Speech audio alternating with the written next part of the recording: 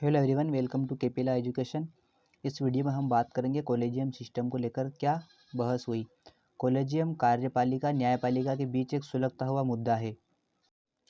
केंद्रीय कानून मंत्री किरेन रिजिजू ने 17 अक्टूबर को कॉलेजियम प्रणाली को अपारदर्शी करार दिया और भारतीय चयन प्रणाली को एकमात्र ऐसा बताया जहां न्यायाधीश न्यायाधीशों की नियुक्ति करते हैं। इसमें हम बात करेंगे कॉलेजियम ने 13 दिसंबर को सुप्रीम कोर्ट के जजों के लिए 5 नामों की सिफारिशों का एक नया सेट भी भेजा था। वर्ष 2022 कार्यपालिका और न्यायपालिका के बीच शब्दों की असाधारण लड़ाई का गवाह बना, जबकि सरकारी अधिकारी न्यायाधीशों की नियुक्ति की कॉलेजियम प्रणाली के बाद चले गए। सर्वोच्च न्यायालय के न्यायाधीशों ने अपने कानून पर सरकार की नाखुशी को बताया, जिसने 2015 में संवैधानिकता की कसौटी पर खरा उतरने में न्यायिक नियुक्तियों में कार्यपालिका के लिए एक बड़ी भूमिका का वादा किया था। न्यायमूर्ति धनंजय वाई चंद्रचूड़ के 9 नवंबर को भारत के मुख्य न्यायाधीश सीजेआई के रूप में पदभार ग्रहण करने के कुछ दिन पहले एक चयन शुरू हुआ था। सरकार की ओर से हमले की अगुवाई करते हुए केंद्रीय कानून मंत्री किरेन रिजिजू ने 17 अक्टूबर को कहा था कि न्यायाधीश न्याय देने के बजाय अपना आधा समय यह तय करने में लगाते हैं कि किसे न्यायाधीश के रूप में नियुक्त किया जाए। उन्होंने कॉलेजियम प्रणाली को अपारदर्शी का करार दिया और भारतीय चयन प्रणाली को एकमात्र ऐसा बताया जहां न्यायाधीश न्यायाधीशों की नियुक्ति करते हैं। फिर से 4 नवंबर को रिजिजू ने कॉलेजियम प्रणाली की आलोचना करते हुए कहा कि यह अपारदर्शी, जवाबदेह नहीं और गैर पारदर्शी है। यह कहते हुए कि इस तरह के चयन तंत्र की बुराइयों के बारे में बोलना संबंधित मंत्री का कर्तव्य है। उसी महीने में एक अन्य सार्वजनिक कार्यक्रम में रिजिजू ने इसी तरह के कॉलेजियम प्रणाली की बात की थी। एक हफ्ते बाद सुप्रीम कोर्ट ने अपनी पहली प्रतिक्रिया तब दी जब उसने कॉलेजियम द्वारा अनुमोदित नामों को मंजूरी देने में सरकार द्वारा देरी से संबंधित एक मामले में न्यायिक पक्ष लिया। इसने कहा कि कॉलेजियम द्वारा नियुक्तियों के लिए नामों की सिफारिश करने से पहले पर्याप्त जांच और संतुलन है और इस प्रकार नामों को मंजूरी देने में केंद्र द्वारा अंतहीन रोक स्वीकार्य नहीं है। 25 नवंबर को सीजेआई चंद्रचूड़ ने मौन रूप से दोनों पक्षों द्वारा संयम बरतने का आह्वान किया।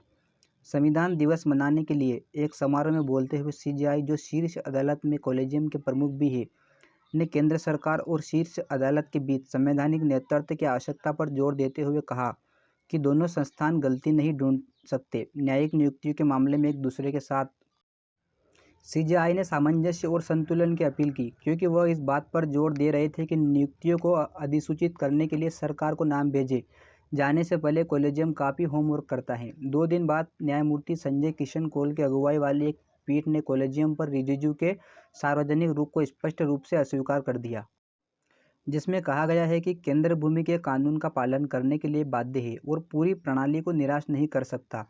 इसलिए सिर्फ यह 2015 में कॉलेजियम को राष्ट्रीय न्यायिक नियुक्ति आयोग एनजेएससी के साथ बदलने की मांग करने वाले अपने कानून के बारे में नाखुश है। 2 दिसंबर को न्यायमूर्ति एम.आर. शाह के नेतृत्व वाली सर्वोच्च न्यायालय की एक अन्य पीठ ने शीर्ष अदालत को सबसे पारदर्शी संस्था कहा और कहा कि कॉलेजियम प्रणाली को पटरी से नहीं उतारा जा सकता है।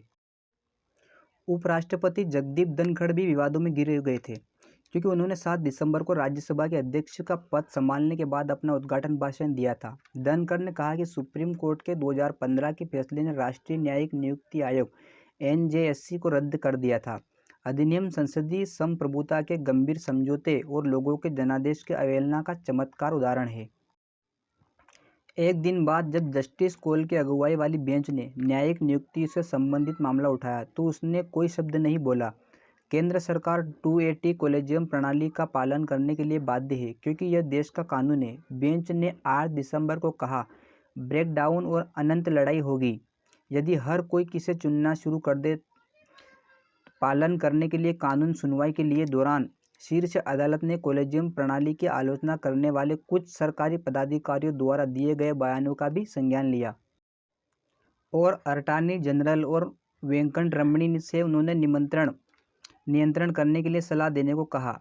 इस बीच उस दिन एजी द्वारा अदालत में पेश किए नोट में न्यायाधीशों की नियुक्ति में देरी के लिए सरकार को दोष देने के खिलाफ शिकायत की गई थी, जिसमें जोर देकर कहा गया था कि उच्च न्यायालय और कॉलेजियम को भी देश भर में बड़ी भारी रिक्तियों में भूमिका का एक हिस्सा मानना चाहिए। देश में 25 उच्च न्यायालय चल रही खींचतान में एक और मोर्चा खोलते हुए रिजिजू ने 15 दिसंबर को संसद में बोलते हुए फिर से कॉलेजियम प्रणाली पर निशाना साधा। मंत्री ने कहा कि उच्च न्यायपालिका में रिक्तियों और नियुक्तियों का मुद्दा तब तक एक चुनौती बना रहेगा जब तक नियुक्ति की नई व्यवस्था नहीं आ जाती। बनाया गया है क्योंकि उनमें सलाह दी थी कि सुप्रीम कोर्ट को ऐसे समय में जमानत याचिकाओं पर सुनवाई नहीं करनी चाहिए जब मामलों की पेंडेंसी इतनी अधिक हो। शीर्ष अदालत को फिर से जवाब देने में देर नहीं लगी। 18 दिसंबर को सीजेआई चंद्रचूड़ की अगुवाई वाली एक बेंच ने रेखांकित किया कि सुप्रीम कोर्ट उन नागरिकों के रोने का जवाब देने के लिए मौजूद है जिनकी स्वतंत्रता छीन ली गई है और इस प्रकार देश के सर्वोच्च न्यायालय के लिए कोई मामला छोटा नहीं है। बिजली चोरी के 9 अलग अलग मामलों में कुल 18 साल की जेल की सजा पाए एक व्यक्ति की तत्काल रिहाई का आदेश देते हुए शीर्ष अदालत ने कहा कि यह एक सादा संवैधानिक कर्तव्य, दायित्व और कार्य करता है जो पहले आने वाली सभी शिकायतों को दूर करता है।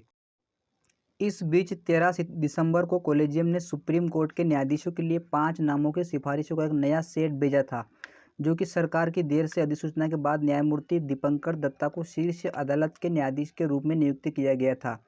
सरकार न्यायमूर्ति दत्ता के नाम पर उनकी पदोन्नति की अधिसूचना जारी करने से पहले 2 महीने से अधिक समय तक बैठी रही। न्यायमूर्ति दत्ता की नियुक्ति न्यायाधीशों के चयन तंत्र के हफ्तों की लड़ाई में से एक स्पष्ट बदलाव प्रतीत होती है। लेकिन कार्यपालिका और न्यायपालिका के बीच रस्साकशी खत्म होती नजर नहीं आ रही है।